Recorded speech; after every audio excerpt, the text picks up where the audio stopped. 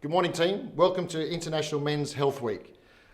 This week, there's a real focus on bowel cancer, and June is Bowel Cancer Month. Today, the 15th of June, is Red Apple Day, putting a real focus on bowel cancer. And it just happens to be that it's Ty's birthday today as well, which is a big happy birthday to you, Ty. Thanks a lot, mate. It's fantastic to have you here all the way from Queensland. Bowel cancer is Australia's second deadliest cancer, claiming lives of 101 Australians every week. But it's one of the most treatable types of cancer if found early. I'm Armando Pedruco. I'm the General Manager of the Youth Division within Accent Group. I look after the brands Platypus, 4Workers and Tribe. And here with me, as I've introduced before, is my long-time colleague, a very good friend of mine, Ty. He's a State Manager for Platypus. He's been in our Queensland state for 7 years. 7 years. 7 years, yeah. I know we've worked together for nearly 5, Yeah. which has been amazing. You have been an amazing leader over in Queensland, and the culture you've set up there has been absolutely amazing to all of us. Ty, you've been, as I said, you've been part of the business for nearly 7 years. It's more recently, over the last 12 months, you called me and basically let me know that you'd been diagnosed with bowel cancer. You're a young guy. I think at the time you were 32. Yeah. Something that you probably didn't think at your age you'd be getting. Today, really is just talk about your story, to share with as many people as we can, your journey. How did it all start, and talk us through that sort of shock phone I call guess you put on. I had symptoms for a while, and I went to my doctor, and my doctor was like, "Oh, you're a young bloke. You need to exercise more, eat right, focus on your health a bit more." So I kind of got brushed off with my first doctor. And then I waited a year, probably over a year, and I ended up going, the symptoms are still there, something's not right. So I said, I need to go back. So I switched doctors, still got that doctor to today. And when I met the new doctor, he kind of said, yeah, you're young, but there's the symptoms there. So let's start a process of test and elimination. I started to go through some tests, and they eliminated a few things, and the symptoms were still there, and they said, let's go for a procedure. You'll probably go for the procedure, find nothing, and we can cross that off. So I went for the procedure. I woke up and there's all these doctors and nurses around my bed, and I was like, what's going on? Why is everyone here? And that's when they told me they found cancer, and it was quite large, and I needed to go for more tests to kind of evaluate what it is, where it was, and what to do. So I kind of woke up into a bit of a nightmare. Yeah. And during that time, Ty, someone as young as you, obviously, and not thinking that those things would come our way, all of us are like that. What happened after that phone call? Talk us through, how did you sort of get yourself into a position to go, wow, this is going to be an interesting fight I have to go through? Yeah, fully.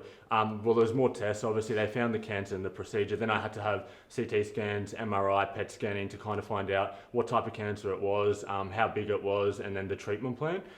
So originally I was diagnosed with stage 2. And then through PET scanning and a few other tests, it was upgraded because it had spread to the lymph nodes. So it was originally in my bowel, then spread to the lymph nodes, my southern lymph nodes, which meant I had to jump into chemotherapy and radiation pretty quickly.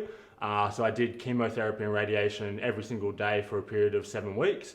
And that was the beginning of my treatment, to try and shrink it. The goal was to try and shrink it as much as possible, and then action either a surgery or more treatment. So that was my life for the first few months, going in every day to get the treatment.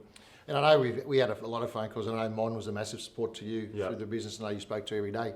There was times during that journey that I know there was some bad news, or sometimes good news, but it was sort of a bit of an up and down roller coaster. Yeah. And I know from a mental health perspective, you spoke to me a lot about that, about that you were struggling, and what sort of support did you get, and what did you do to sort of get through that period of time when you really you don't know what's going to happen, right? I mean, the doctors can give you the best estimates, but there's no real guarantees, right?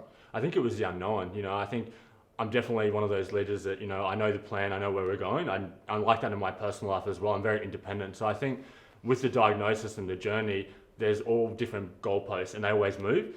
And so you think you're working towards this goalpost, and this is the diagnosis, and this is the treatment, and then it can change overnight. So I think you're not in control, and I think one of the best pieces of advice I got given was you need to start leaning on more people. Because I was so independent, I was doing everything myself, what I really learned through the whole process was, what was important, who was important, who were those people I could turn to, who were those people I could, talk to the situation about and what I was going through. And it definitely made me refocus what's important in life as well, and who was important. Yeah. I know that, during this journey, we also had a situation with our good friend and colleague Charmaine, who went through this as well. I know that you spoke to her a fair bit too, the early stages. I mean, obviously she was on her journey, and we never thought it was going to end the way it was. and you were talking to her. Was she helpful to you in that stages Yeah. because she was sort of going through the same battle? Absolutely. I think it was so unlucky. You know, we kind of grew up together in Accent Group. We Yep. started as store managers. We went on our journey together, and then she got her unfortunate diagnosis. And then I remember ringing her one day and going, "I've got some news for you. I'm about to go on the journey with you." So she was really good in terms of she had been through the diagnosis process. She had started treatment. She had got the goalpost moved on her like I did as well. And the best piece of advice that she gave me was, you know, be kind to yourself, make sure that you're reaching out when you need to reach out, and, you know, rely on those people that love you and know you best. Yeah. And as you're going on that journey, Todd, when you don't know what's going to happen, and you've got a friend of ours, obviously, you know, one of the most courageous things I ever saw in this whole journey was, you know, during the heart of your treatment, you got on a plane and you went to Charmaine's funeral. Yep. And I remember seeing you there. And I just imagine how hard that would have been, knowing that you're saying goodbye to a close friend and a colleague, and at the same time you're going through that same battle.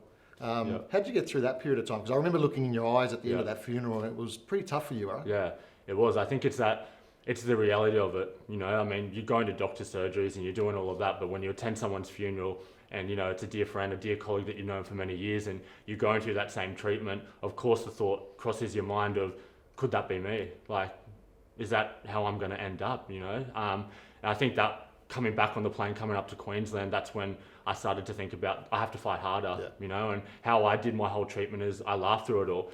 You know, I joked through it all, I made fun of the situation because that's the only way I knew how to. You know, everyone's a little bit different on their journey. Some people can't joke and that's okay, but, you know, I thought, I'm stronger than this, and I had a mantra that I always said, and it was, my mind will win, my body will win, I will win. And I kept saying that mantra over and over every day in treatment. Another thing I did was every treatment day I set something that I was grateful for, and I meditated on that, and then something I wanted to do after the treatment. And I promised myself, if I got through this treatment, that list of goals I was going to kill. I was going to hit every single one of them, so that way I could go, yep, I made it through, I'm living, I'm actually going to do something with this and turn it into a positive somehow. Mate, I think you've done that amazingly well. So Ty, the diagnosis was 1 in a million, I think you said. 1 in a million. 1 in a million chance. And then on the other side of the treatment, there was probably 1 in a million chance that the outcome would be what it was, right? Yeah, correct. That must have been quite exciting to get that wake up from that operation. Absolutely, yeah. I think through the whole process and the treatment and the diagnosis, because it was quite dark at the start and, you know, quite scary, and everything kept changing. Some things were working, other things weren't working. At the end is where I got all my good luck, and I think that fight of I have to get through this, I have to stay positive, that's what really helped me, because stuff that was meant to happen at the end didn't happen in a good way. So I remember my doctor sitting in the office, and you know how doctors are, they're typing and they're talking all the medical terms, and you're trying to listen and keep up. And my doctor said, so based on all the results, we're actually going to put you in remission today. And he kept talking. I said, wait, you have to go back to that point. What did you just say? And he said, oh, sorry, yeah, we're going to put you in remission. It's good news. So that was the best day of my life. And my doctor said to me, you're very lucky. Go buy a lotto ticket. This shouldn't have happened, but it has happened. So go live life. And, you know, that was the last thing they said to me. The other thing I always found fascinating with you is that you announced the cancer, you know, to your social media, and you became a real advocate around, you wanted to have this fight together with your friends and your family. And I think there's something in that, right? Is that, you know, even though you're going through it, it's everyone's there with you. And I know as a business, you know, as sad as it was, and you were on our thoughts all the time, I think the power of that people of supporting you and being there with you, did that help you on that journey? Yeah, absolutely. It's something I thought about at the start. You know, some people don't share their journeys, other people do. And I just remember, you know, I think you know your body better than anyone else. And if I didn't get that second check, I wouldn't be here today. I would have, you know, I wouldn't have made it. So I thought I had so many male friends that don't take their health seriously because, you know, we just shrug it off. We go, it's all good, it's all right, it'll be fine, it's nothing. So I thought if I can get the message out, you know, to my mates, to my families, to my colleagues, if I can just have one person go to the doctor and get a checkup. You know, a good friend said, it's better to laugh with your doctor than cry with your doctor. And I've always remembered that. So that was the message I wanted to really get out to everyone. And you know, we had a lot of young men in our business, obviously at store level all the way through to support office. If you're in your own journey, if you could give them one bit of advice around their health themselves, or symptoms, or anything you do differently in yourself, what would that be if you really be able to tell someone, you know, how to go about this? I think it's definitely don't put it off. I think we're always like, we're too busy, or we can't get to the appointment, or it's okay, or do it next month. So, you know, the small symptoms, they can turn into big symptoms. My symptoms wasn't even that big, but, you know, that's how we found it. I also think you know your body better than anyone else. You know, even though doctors might say, it's okay, it's this, it's okay, it's that, go get a second opinion if you're not happy with the first one. And probably the third one is, rely on your friends a little bit more, encourage them to do the same, and always lean on them for support. And yeah, Ty, there was also a period of time there, you were working through this period too, right? Yeah. And I always found it fascinating with Charmaine as well that during her chemo that she was doing, she'd have the laptop out and she'd be doing a wages. I mean, it's amazing how going through a battle like that you can stay focused from your treatment, but also your work. Yeah. How did you do that? Because I mean, that's one of the biggest challenges, right? Trying to stay focused, saying, well, I don't even know if I'm going to be here in 6 months, let alone focusing on work, right? I mean, how did you do that? I think it's all up to the individual. When you love what you do, you don't want to take that away. So much is taken away from you in the journey. You can't see people. I was in isolation for almost 2 months going through my treatment. Your health's taken away, your mental state's taken away. So if you can grab onto something you love and hold on to that and, be invested in that, that helps as well because it keeps your mind active. Yeah, that's great. Well, Ty, I think, you've been an amazing, as I said earlier today, leader for our organisation and, losing Shaz was something, terrible for us as a family. We went through, but then having you go through that same battle at the same time, I don't think there was a better phone call that I ever received than you telling me you're in remission and everything was fine. For a while there, I thought platypus was, was pretty tough in where we were going for. But you've been very courageous, mate. You're an absolute fighter, and I think you should be absolutely proud. I'm sure.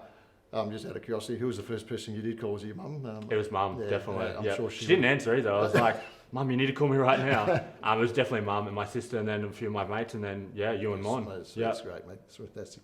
And I know more recently we spent some time in stores and I apologise, I forgot that you were still recovering because I was walking down the shopping centres and you were a little bit behind me. Correct. Which normally is not the case. You lead the way. I'm usually charging ahead. Yeah, no, my AMs were actually laughing because they always are telling me, slow down, we can't keep up with you. And when it reversed and they're like, now you feel like you know what it feels like now. So, And I think you had a day off the next day. Where we did, absolutely. Right. It's a recovery, right? It's all what it is. Well, guys, I'd just like to say a big thank you to Ty. Look, thanks for sharing your story. Not everyone likes to do that. I think, like I said earlier, it's been absolutely courageous. And I think for any of us who ever go through this or have families that go through this, having your story and the way you've gone about it and being able to share that is going to be really important for all our team that are out there. Look, this is an amazing week for men's health. I think it's something that most of us put off. I know myself. It's only a small little thing, but I remember putting something off for 3 or 4 years, went to see a doctor. I took medication for a week and I was 100% better. Why did I wait for 4 years with pain and sorts of stuff? Mental health is a massive issue for all our teams. We've all been through COVID the last few years. It's okay not to be okay, guys, and reach out. And we're all here together. We all want to sort of get through these things together. We're an amazing business as Accent Group. We've got so much support here. Look, let's celebrate the success that Ty's had with his treatment. But if anyone's going out and having a tough time, just reach out and know that everyone here at Accent Group is here to support you. So thanks very much, and hopefully we can catch up another time and talk about some other things. So, or have a great day.